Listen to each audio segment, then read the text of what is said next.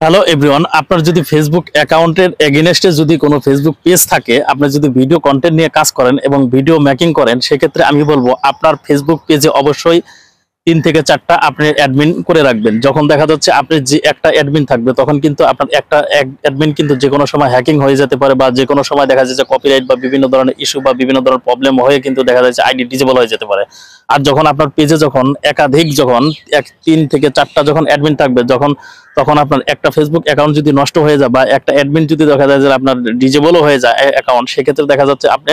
তখন অন্য কোনো ফেসবুক অ্যাকাউন্ট দিয়ে কিন্তু আপনি সেই ফেসবুক পেজে কিন্তু লগ ইন করে তখন কিন্তু আপনি সেই পেজটা কিন্তু রান করতে পারবেন, কন্টিনিউ কাজ করতে পারবেন। আর যদি একটা পেজে যদি একটা ফেসবুক অ্যাকাউন্টে এগেইনস্টে একটা পেজ থাকার পরে যদি আপনি একটা অ্যাডমিন থাকে, তখন কিন্তু আপনার যে কোনো সময় দেখা যায় যে আপনার পেজটা যদি কপিরাইট বা বিভিন্ন ধরনের ক্লায়েন্টের কারণে দেখা যায় যে ওই মেন আইডিটি যদি নষ্ট হয়ে যায়, সেক্ষেত্রে কিন্তু এই পেজটা আপনি তখন বাঁচাইতে পারবেন না। তাই আমি বলবো আপনারা অবশ্যই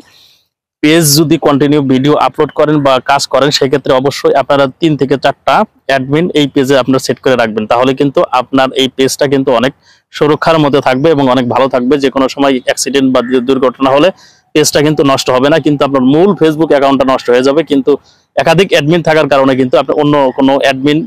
দিয়ে ওই পেজের ওই ফেসবুক অ্যাকাউন্ট দিয়ে কিন্তু আপনি তখন কাজ চালাতে পারবেন।